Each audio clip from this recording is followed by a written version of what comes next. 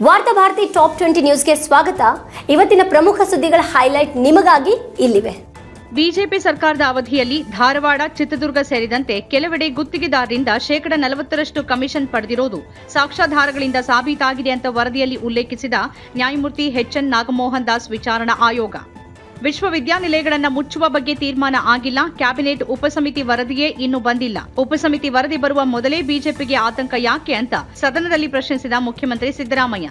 ಅಪ್ರಾಪ್ತಿಗೆ ಲೈಂಗಿಕ ದೌರ್ಜನ್ಯ ಎಸಗಿದ ಆರೋಪದ ಮೇಲೆ ಪೋಕ್ಸೋ ಪ್ರಕರಣದ ವಿಚಾರಣೆಗೆ ಮಾರ್ಚ್ 15ರಂದು ಖುದ್ದು ವಿಚಾರಣೆಗೆ ಹಾಜರಾಗುವಂತೆ ಮಾಜಿ ಮುಖ್ಯಮಂತ್ರಿ ಬಿಎಸ್ ಯಡಿಯೂರಪ್ಪ ಅವರಿಗೆ 1ನೇ ತ್ವರಿತಗತಿ ನ್ಯಾಯಾಲಯ ಜಾರಿ ಮಾಡಿದ್ದ ಸಮನ್ಸ್ಗೆ ಹೈಕೋರ್ಟ್ ತಡೆ.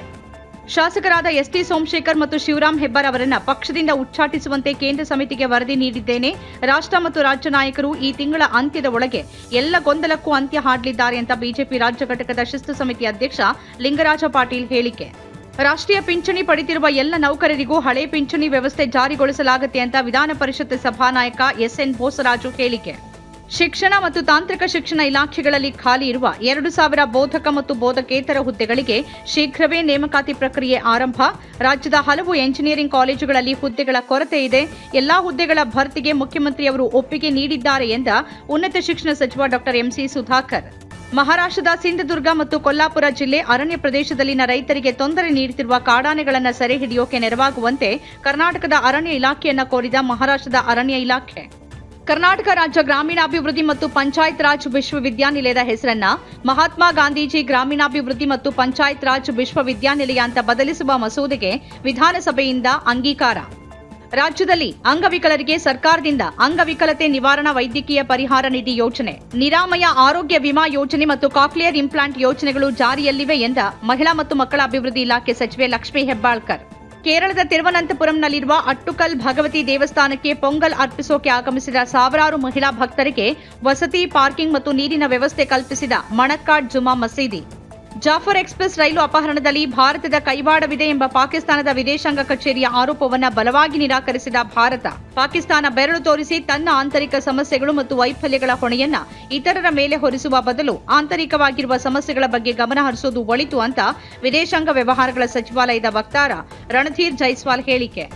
ದುಷ್ಕರ್ಮಿಗಳು ನಡೆಸಿದ ಗುಂಡಿನ ದಾಳಿಯಲ್ಲಿ ಮೋಗಾ ಜಿಲ್ಲೆಯ ಶಿವಸೇನೆ ಗುಂಪಿನ ಅಧ್ಯಕ್ಷ ಹತ್ಯೆಗೀಡಾಗಿದ್ದು ಓರ್ವ ಬಾಲಕ ಗಾಯಗೊಂಡಿದ್ದಾನೆ ಅಂತ ಪೊಲೀಸರಿಂದ ಮಾಹಿತಿ. ಗುರುವಾರ ರಾತ್ರಿ ಶಿವಸೇನೆಯ ಮೋಗಾ ಜಿಲ್ಲಾ ಘಟಕದ ಅಧ್ಯಕ್ಷ ಮಂಗತ್ ರಾಯ್ ಮಾಂಗಾ ಹಾಲು ಖರೀದಿ ಮಾಡುವಾಗ ಈ ಘಟನೆ ನಡೆದಿದೆ ಅಂತ ವರದಿ.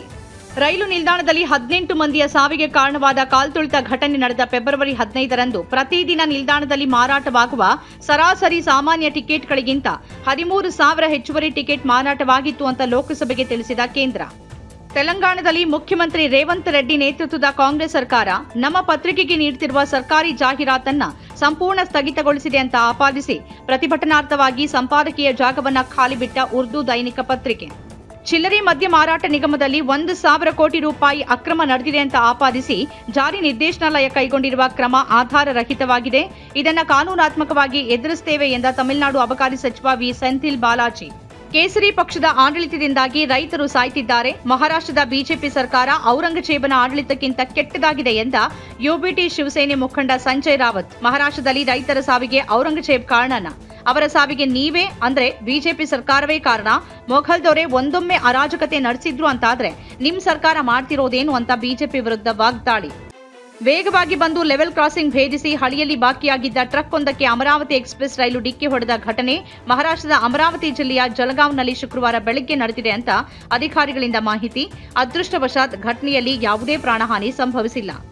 ಮದ್ಯದ ಅಮಲಿನಲ್ಲಿದ್ದ ಕಾನೂನು ವಿದ್ಯಾರ್ಥಿಯೊಬ್ಬ ತನ್ನ ಕಾರನ್ನ ವೇಗವಾಗಿ ಚಲಾಯಿಸಿ ಹಲವು ವಾಹನಗಳಿಗೆ ಡಿಕ್ಕಿ ಹೊಡೆದ ಪರಿಣಾಮ ಓರ್ವ ಮಹಿಳೆ ಮೃತ್ಯು, ಹಲವರಿಗೆ ಗಾಯ. ಗುಜರಾತ್ನ ವಡೋದರಾದ ಕರೈಲಿಬಾಗ್ನಲ್ಲಿ ನಡೆದ ಘಟನೆ.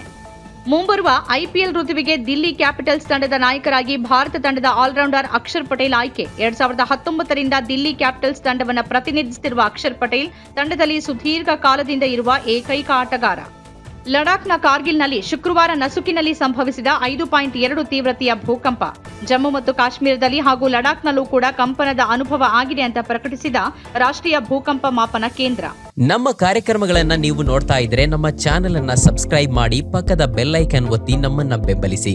ಹಾಗೆ ನಮ್ಮ ಕಾರ್ಯಕ್ರಮಗಳನ್ನ ಲೈಕ್ ಮಾಡಿ, ಕಮೆಂಟ್ ಮಾಡಿ, ಅದನ್ನ ಬೇರೆಯವರಿಗೂ ವಾಟ್ಸ್ಆಪ್ ಮೂಲಕ ಶೇರ್ ಮಾಡಿ. ನೀವು ಹೀಗೆ ಮಾಡಿದಾಗ ನಮ್ಮ ಚಾನೆಲ್ ಇನ್ನಷ್ಟು ಮತ್ತಷ್ಟು ಜನರಿಗೆ ತಲುಪಲು ನೀವು ನಮ್ಮೊಂದಿಗೆ ಸಹಕರಿಸಿದ ಹಾಗಾಗುತ್ತೆ. ಇದು ನೀವು ಯಾವುದೇ ಖರ್ಚಿಲ್ಲದೆ ಕೆಲವೇ ಸೆಕೆಂಡುಗಳಲ್ಲಿ ನೀಡಬಹುದಾದ ಸಹಕಾರ. ಧನ್ಯವಾದಗಳು.